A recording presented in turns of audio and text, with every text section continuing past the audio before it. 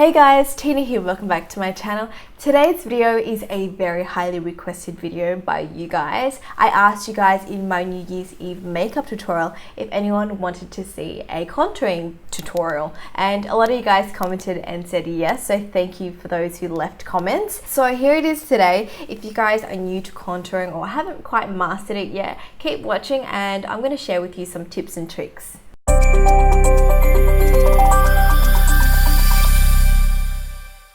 I've already moisturized my skin, so I'm going to go ahead and apply my foundation. Today I'll be using the L'Oreal True Match Super Blendable Foundation in Golden Natural, and I'll be applying it on with my beauty blender.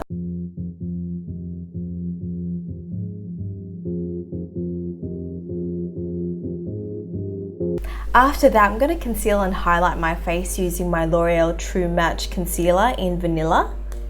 And with highlighting and concealing, I just apply it to the areas that I want to bring forward, and this is going to help create that nice natural glow. So I always do under my eyes, and I sort of do like a triangle like so, and same with the other side.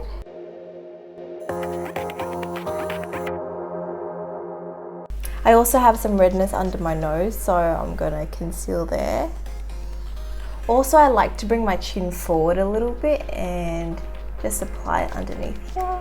And lastly, just on my forehead and on the bridge of my nose. Just a thin line for the nose. So I usually do it about there and do a little dot at the end. So I'm just going to blend it into my skin, and I'm just using a tapping motion because I don't want to shift and move the concealer too much. And can you see, once it's blended out, it creates more dimension to your face. So this part is the lighter part, and then later we're going to go in and contour, so that's going to recede and sculpt the face.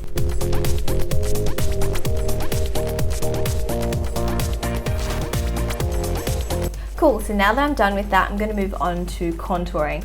Today I'll be using drugstore products because a lot of you guys have requested that I use more affordable products, but I'll also be pointing out the high-end, more expensive product that you can use as well. So today I'll be using the Maybelline Fit Me foundation. This one is a stick one, and the color is Toffee Caramel.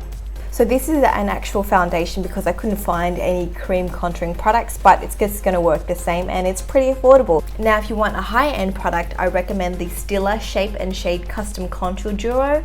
I like to use the color medium. With contouring, it all depends on your face shape and which areas you want to pull back and recede. So if there's a certain part of your face that you don't like, say your nose is, you think it's too big and you want to slim it down, you can slim the sides down.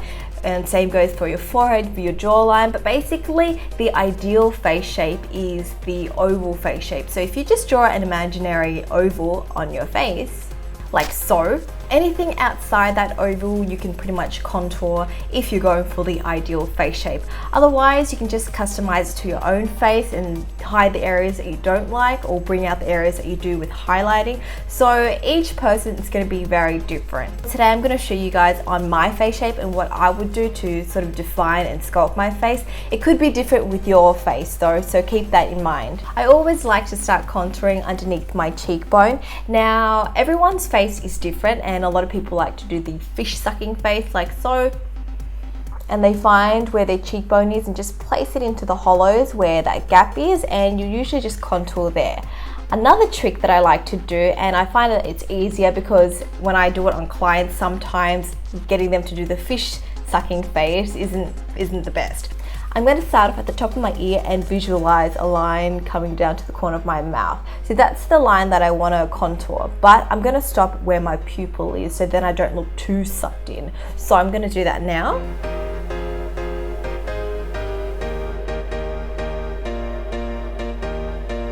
So I've just stopped where my eyeline is, and this could be a little bit thicker if you want a really contoured look, but basically the thickest part should be towards the ear and the thinnest part should be near the mouth, so it should sort of taper.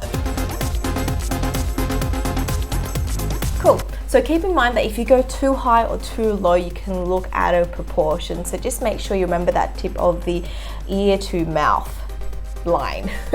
So I'm going to do the same with the other side.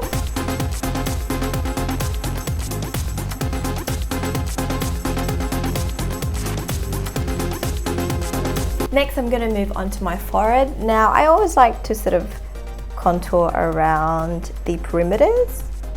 So this part doesn't have to be very neat because I'm going to blend it, but basically I just like to do the perimeters and also shade in the sides a little bit just to make my forehead look a bit smaller. Cool, I look sort of crazy, but that's the look I'm going for. Now I'm going to move on to my jawline, and what I like to do is just follow my jawline. So I always like to start off in the corner and do the other side and just follow along there. Now if you want that really defined V shape and make your jawline a bit more slimmer, you can also just bring that contour up a little bit.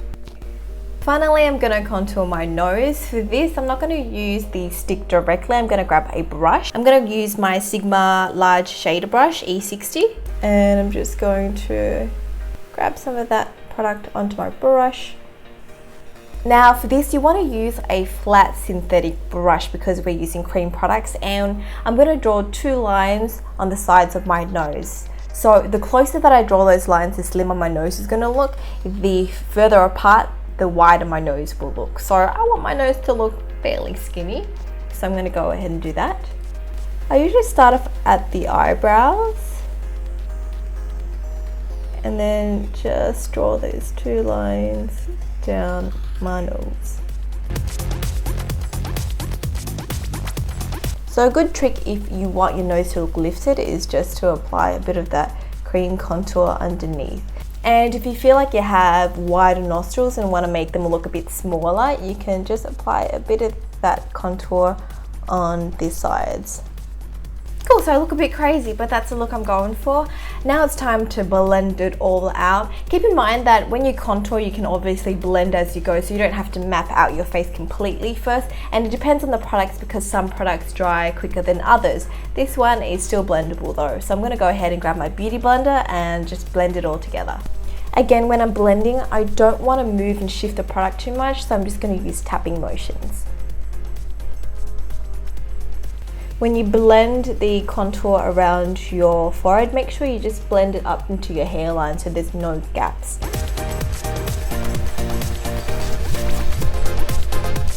Now when it comes to blending out the nose, I find that the Beauty Blender can be a bit too big for that area. So what I like to do is just grab another brush. Today I'm using the Sigma Medium Angled Shading Brush, E70. So this is a bit fluffier than the flat brush. And what I'm going to do is just soften that line out and use this brush to blend it. So then I get a more precise nose contouring. And don't forget to blend the nostril area out.